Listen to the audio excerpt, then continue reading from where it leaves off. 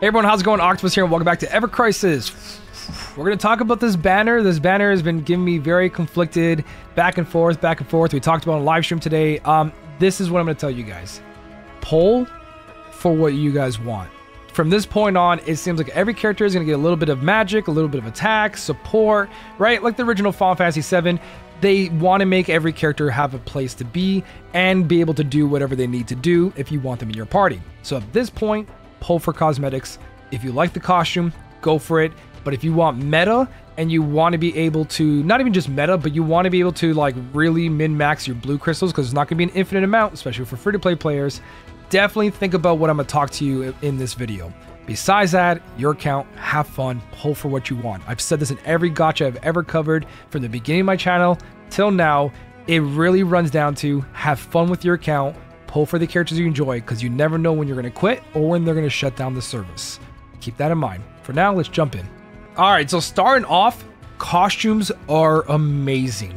The animation is amazing. Everything about this looks incredible. I love it. I don't like what they did with the characters, and if you're wondering if I'm skipping or pulling, I am going to skip on both accounts. The weapons, like any other banner, you guys can get the weapons on the wish list anytime you want. Like you guys can see right above me, Prism Rod is now on the wish list, right? With the new matte weapon over here. Same thing with their weapons. You can get the weapons anytime you want. It's about pulling for those costumes. So let's start off with Cloud. Cloud is the new healer with this setup. He is basically matte. So his weapon, Bandage Sword over here, it has boost HP and boost ice resist. So first thing you think of is boom, survivability, because that Sephiroth fight showed us how important boost HP is. And then boost ice resist is going to help you with Shiva. So if you guys have an issue with Shiva, you can slap this as a sub weapon on Cloud or even in the back. But as a sub weapon, you can use its effect, Sanctuary. Sanctuary, very good spell. It has magic defense of everyone from mid to high potency. And if you get it high enough, you'll cast high magic defense up, which is max defense up on all your allies.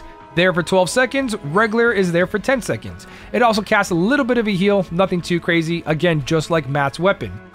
So overall, our abilities and this is survivability Cloud, right? It is leaning towards magic attack more when it comes to the stats, as you can see. Its sub-materials has no sigil breaking.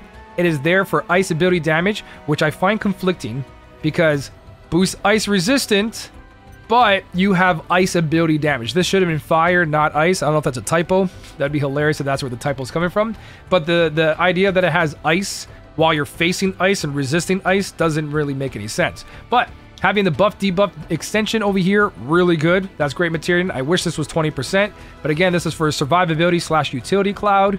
And that's pretty much what you're looking at when it comes to this weapon. It is there just like Matt's, I believe Matt's weapon is called... Let me back out real quick.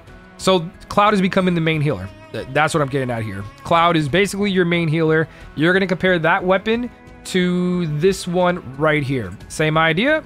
Magic defense is increased mid to high when it's maxed out almost. And to all allies for 10 seconds. Heal potency all. And again, sub weapon has wind damage, which Matt technically is the better character right now as a healer for this fight, right? You put this in the main hand, you put 30%, he can heal with his prime number. So that's how you compare. Has boost magic attack, not survivability, but it has resistance to an element. So same idea is that Cloud just became a healer. And the reason he's a healer, because this entire time, Cloud is actually on par with Matt and Aerith. Cloud has a 50% potency AoE heal with boost heal on it, right? Same thing with Aerith. Aerith's Fairy Tail is not the only weapon in the game that does the AoE healing, right? 53%. It's only 3% difference, 16% on the heal there, all allies. And then Matt's weapon, prime number, is the same idea. Heal 16, 53%. So Cloud's only 3% behind when it comes to your base level 90. And this is even more emphasized that they're building healing Cloud when you look at his costume. So, boost HP, great stat, boost heal. This is becoming support healing Cloud. Now, Let me tell you why this is an issue. There is nothing wrong with that. If you're a new player to this game and you need a healer, Cloud is a great character to work on. The more stuff he has, the better. But you got to realize if you dedicate a character to be a healer, you're going to build them as a healer. You're going to build the limit breaks towards as a healer. You're going to go into the crystal memory nodes and spend those crystals that we don't have a lot of towards more of his healing stuff instead of his physical or magical side, right? Limit breaks might be different. So that's the thing. He is on par as an AoE healer with Matt and Aerith in most cases, but most of us have him built as a DPS, right? We all worked into his like limit breaks for DPSing. All of his crystal memory nodes are into DPSing. His entire build is worked on DPSing, and this is why I don't think it's a good pull. Doesn't mean that this is a bad setup. No, this is a very powerful healer, but we already have those places covered by Matt and Aerith. And most likely, if you're playing, you've got that. Now, if you have Cloud as a physical and you still don't have Fairy Tail or Prime Number, you still have to go out your way and get Crystal Sword to make this work. So there's a lot of investment in order to make this Cloud work, because you do need Crystal Sword in there to really emphasize that costume. So again, you're pulling for cosmetics here and nothing else. Now, let's jump into Sephiroth, which is one of the most badass costumes I've seen so far. Love this. Absolutely love this. Bloodborne, Ghost of Tsushima looking back, Raven, behemoth horns on the head, right? He looks great. Weapon looks great. Everything is good about this. Again, just like Cloud. Now, let's talk about why they screwed this up, but not really. Overall, the entire setup, very strong. Let's talk about why it's strong. This is Dark Heavens. It's his new physical DPS weapon. At level 90, it's got 223 physical attack. It boosts his physical attack by 24 in our ability and boosts wind potency by 9. You can see why this isn't necessary, but it is really good. 440% physical potency, and that goes all the way up to 800% if you max it out for the whales. And its materials got a sigil break, point check, 20% physical materia slot, 20% physical materia slot. Problem: Sephiroth is a magic user, and there's no problem with making a character magic and attack. It's just right now he has a magic buffing sword. All his R abilities are magic.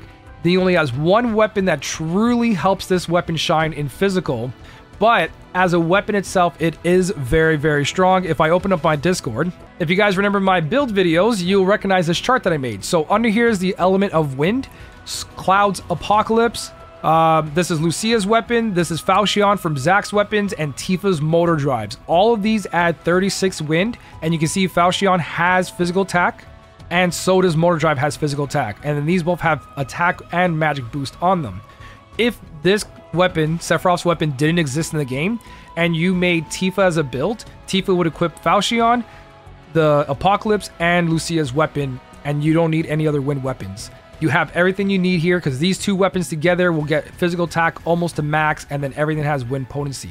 So even if Sephiroth's weapon wasn't here, the wind build still works on all those characters, because there is currently 4 wind weapons in the game.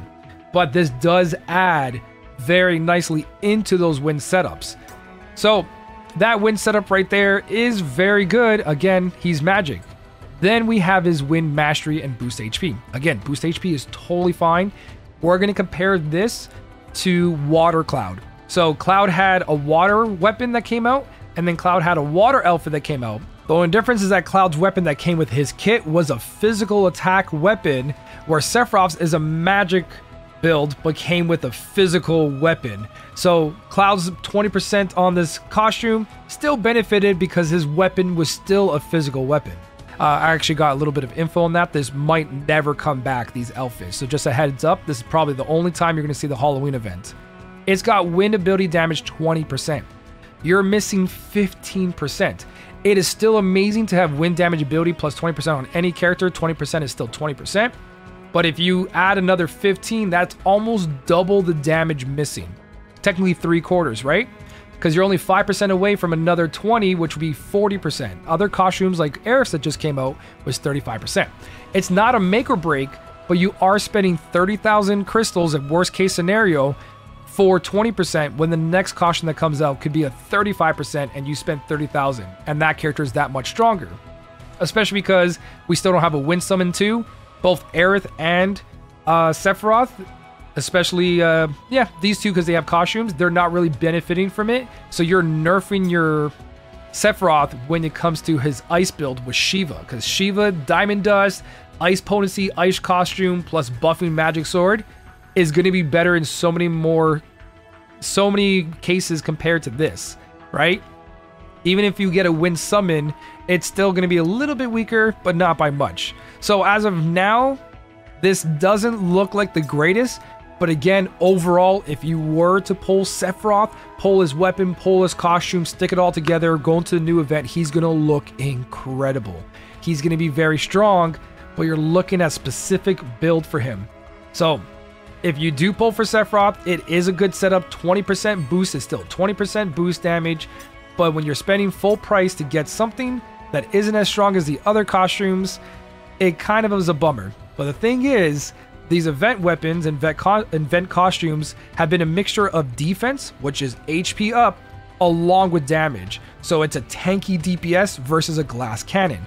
And there's nothing wrong with boosting HP and damage up. As you saw with that new Sephiroth event, a character like this who had a costume, had HP and damage, would do really good against these super bosses that we're getting, these crash battles, right? So overall, very good costume, very good setup. It's just that our Sephiroth is magic. So if you were to build this and you do want to pull for this, I still want to give you advice. And that advice is that this is one of his best weapons, right? This gives you boost attack 24, boost limit break, which works for your summons and his. This is a physical sword, so it's going to boost your physical stats.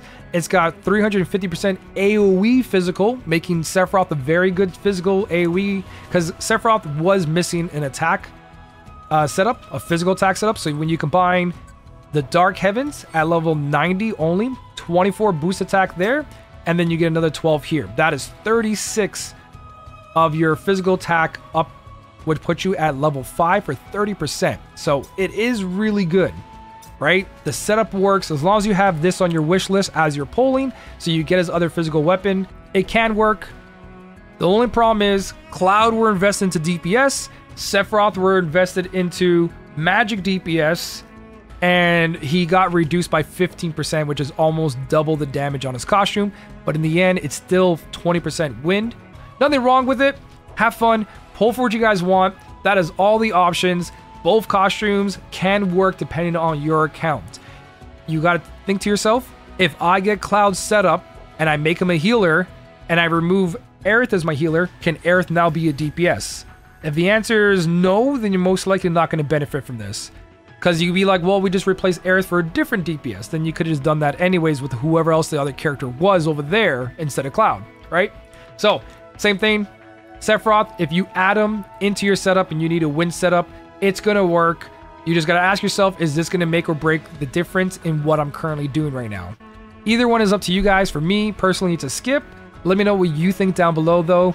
This is all the information I want to give you guys. Talk about the weapons, where they shine, and why you should think about before you pull in this banner, because you probably already have a place for these guys. And again, if you work on Sephiroth's setup, you've got to now take away everything he has, because most likely you skipped limit breaks because he worked with Shiva. So you didn't have to use your growth tree. You didn't have to go in there and give him any kind of healing nodes. You didn't have to give him any physical nodes. But now when you go to Sephiroth, you're going to go, okay, well now I got to go farm more memory crystals, which is eventually you'll get enough of everything, so it doesn't matter.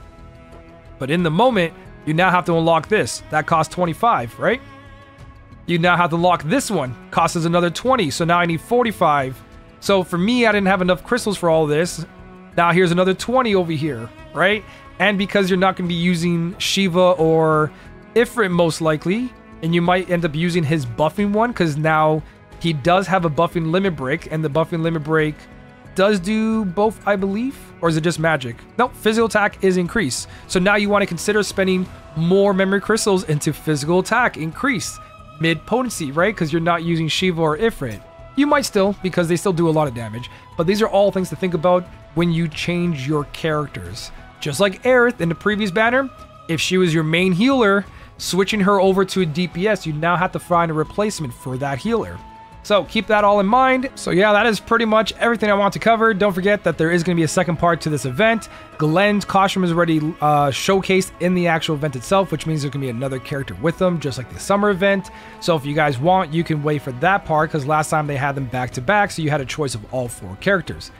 Just a little heads up, we might even be seeing a win potency down character, because during that event we had Seaside Caller, then Lucia with Sephiroth Ice, had Ice resist down. Now we might see a Wind resist down.